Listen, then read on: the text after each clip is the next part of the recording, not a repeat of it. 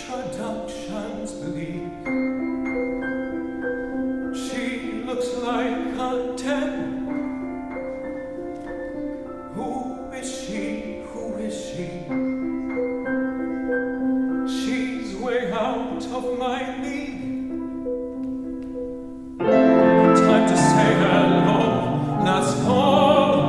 I'll grab just one more drink, last call. So Thursday night is nearly over. We stumble out so far from sober, and yet the guys are far from done. And we are not the only ones. After party at Tablet's, my roommate tells me it's just begun. We need more booze, we make the run. After hours near wine place, we make a stop to get supplies, a case of beer and cheap boxed wine. Cheap, cheap wine.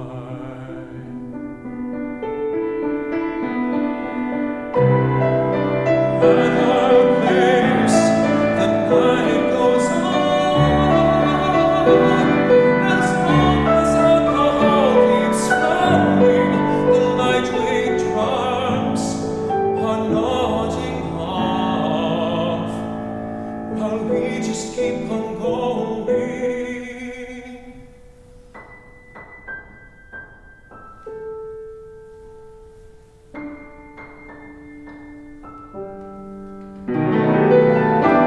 To my surprise, she has arrived in sidewalk runway model style, flaunting in voluptuously in adulation, through adulation, so much adulation, ignoring me. At a place, the night goes on.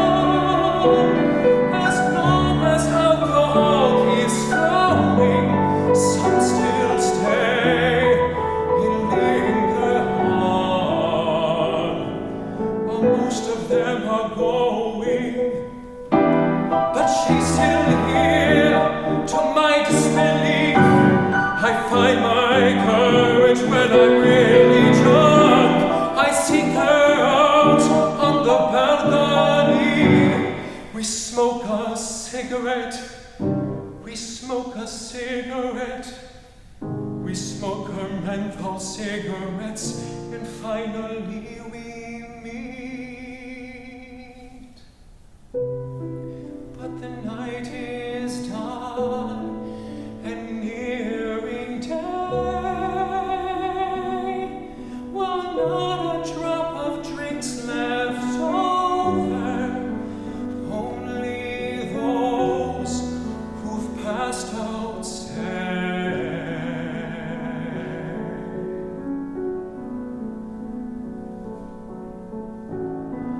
I'm off to bed. It's time for bed. I'm off to bed. It's time for.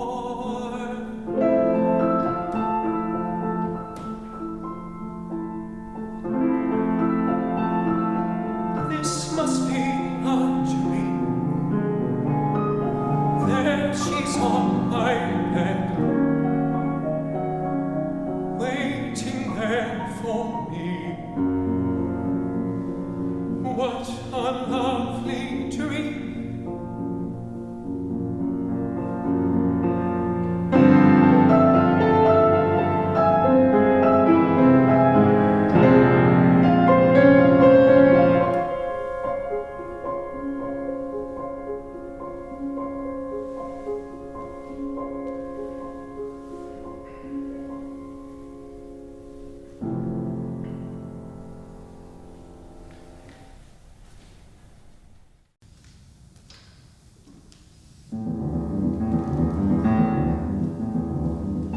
Just another night like the rest. We take the Red Line train destined for D.C. We pay the metro fare on the way there and hop on the turnstiles back.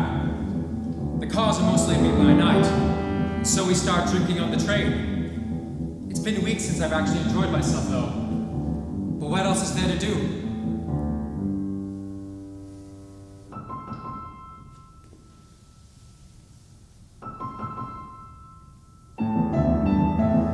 I'm getting real tired of the same routine, which seems more monotonous now more than ever. Watching the tunnel walls go by is more fascinating than anything my friends have to say.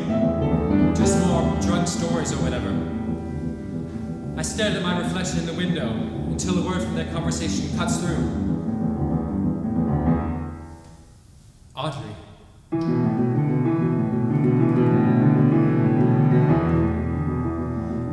That's her name. Audrey. The one-night stand. I listen in as they talk about her. And it turns out she's at DuPont with some friends. I'm sitting there listening in, thinking, DuPont's only a few stops away. But I haven't seen her for weeks since that Thursday night, where she'd leave me the next morning without a trace, without a name. Her name I'd only find out later through a friend, hoping that I might see her again. But that was weeks ago.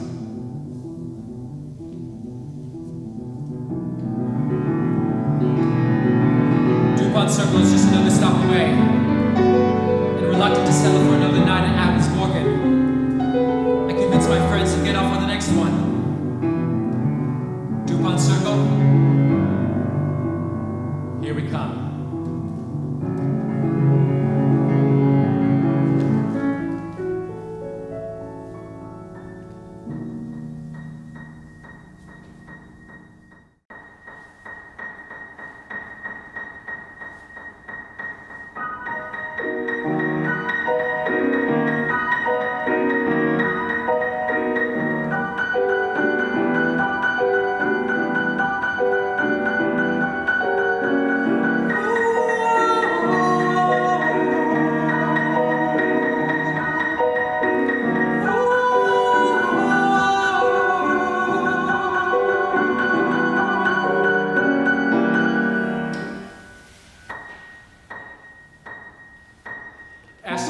Escalate me to DC, Pilot Avenue of Connecticut, 19th Street. Named after Admiral Samuel Francis DuPont, where every bar is a bar / club / restaurant. It's DuPont Circle and we make our move. We scout the bars, observe the girls and take our time to choose. Cafe, Citron, the Griffin, or Rose Bar, maybe Manhattan, or wherever the girls are. But instead it all seems to intimidate. We settle for a small little dive bar waiting. Everything's too goddamn expensive. Bring only 20s, 100s, she's incentive. Running low on money, running out of patience. Slowing down the pace, steadying libations. But not for long, her voice like a song calls for me, and I wanna sing along.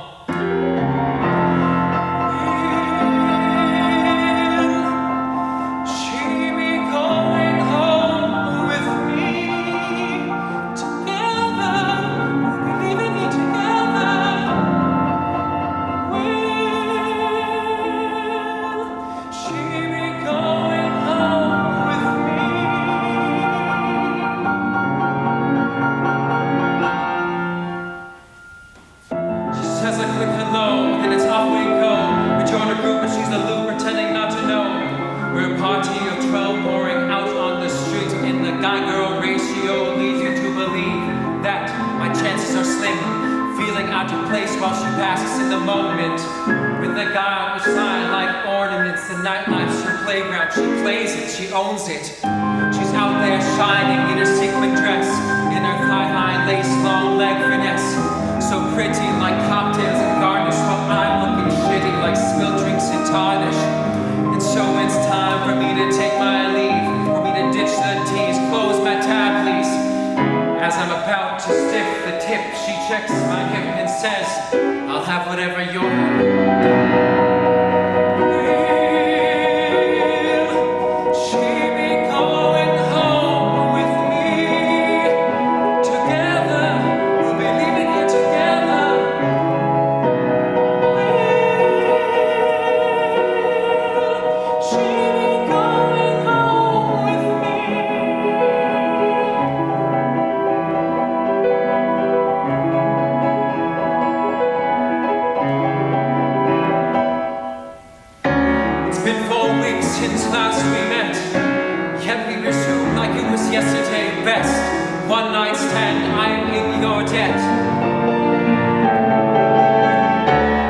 like to make this a standing order. And if it's okay with you, I'd like to see this through.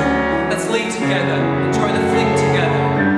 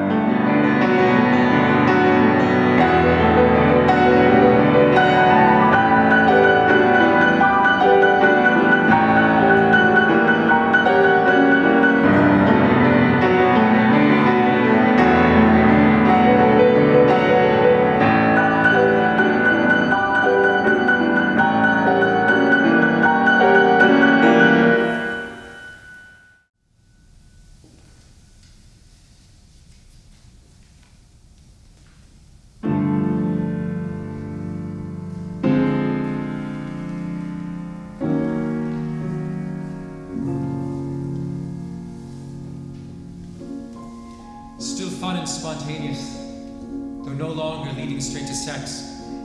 Our fling is developing into something more.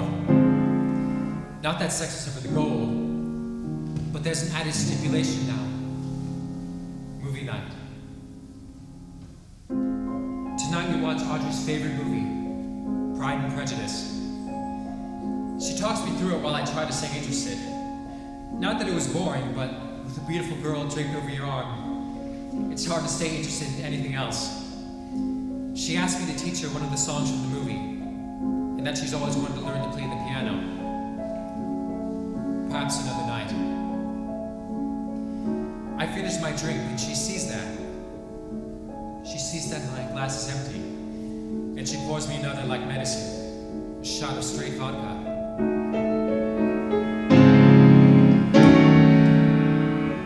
She pours herself a double.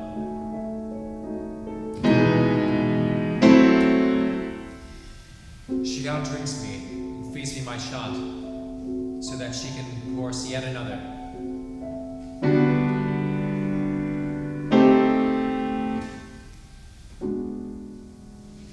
This will continue to the end of the movie.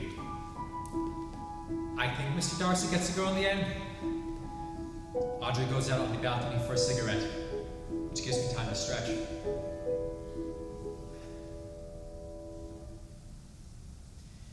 Enjoying every night spent with her, I only fear that the romance will eventually fade. Perhaps it's the tentative nature of the fling itself that's keeping the romance alive and well. Is it wrong for me to live in the moment?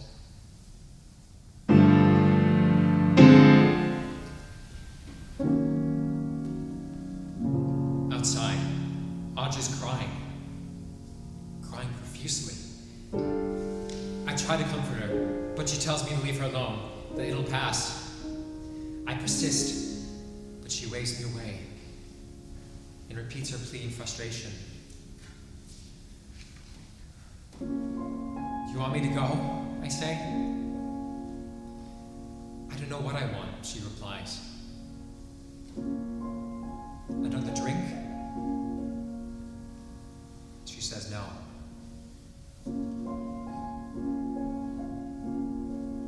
Sex?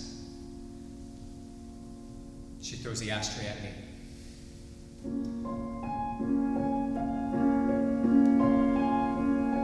Piano lessons?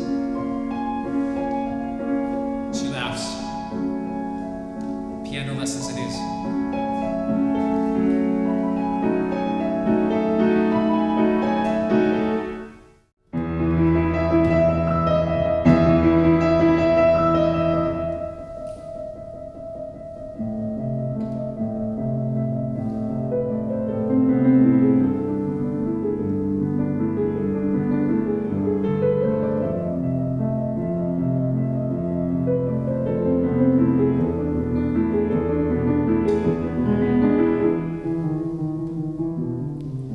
Confessing her deepest emotion, she plays a few notes for Elise through memory.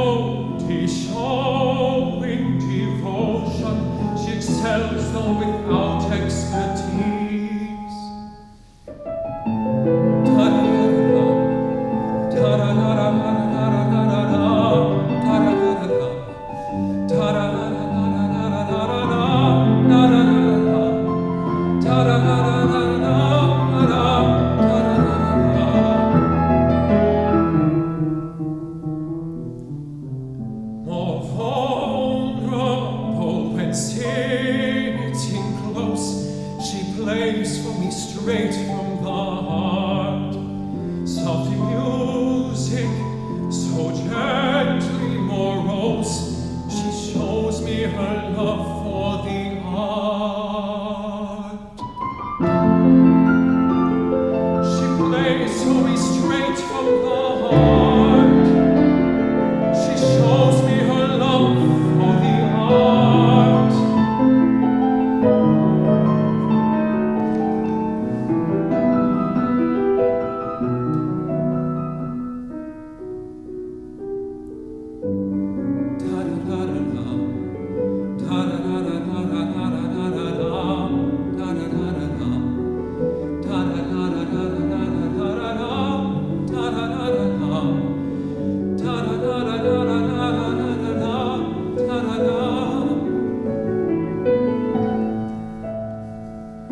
Her constant attempts bring me joy. Oh, whether she learns, I don't care. It's selfish, but what I most enjoy is the intimate moment we share.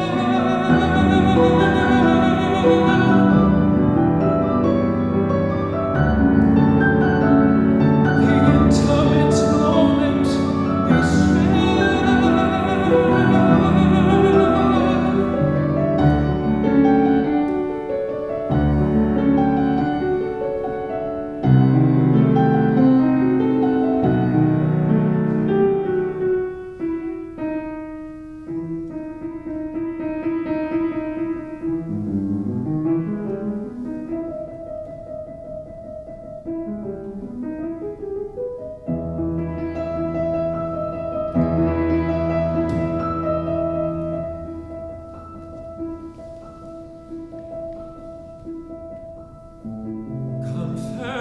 confessing her deepest emotion, she plays a few notes for Elise. Through melody, showing devotion, she plays for Elise.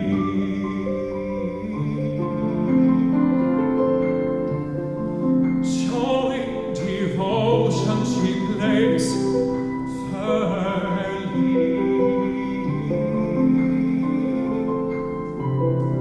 showing devotion, she plays for me.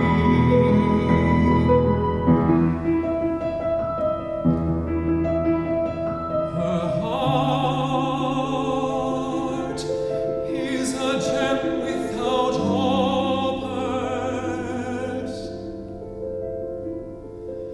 Her love only shared with those closest.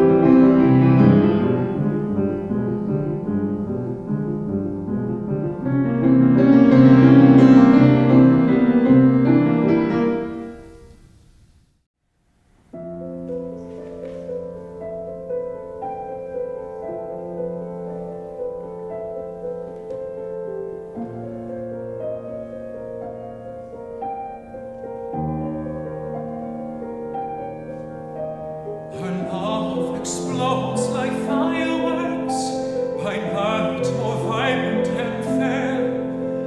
Her whispers sing like fireworks, with resonant pulsating airs. Our love explodes by night. Our whispers sing by night. We're madly in love, yet won't say so, preferring the indecent affair. We love in the wrong and in secret go, with guilt and absolution shared.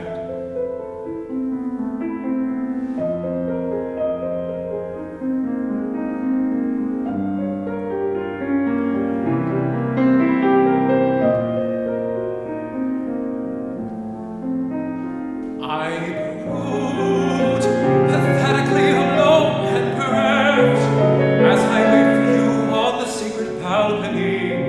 I drink and breathe your breath, attempting to redo the alchemy I brewed as I wait for you on the secret balcony.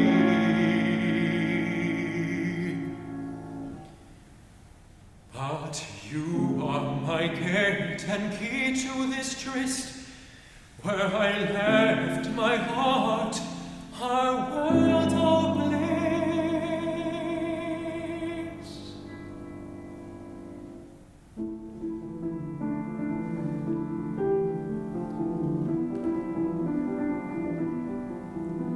We're madly in love, yet won't say so. And you are my gate and my key to this tryst. We're madly in love, yet won't say so. And you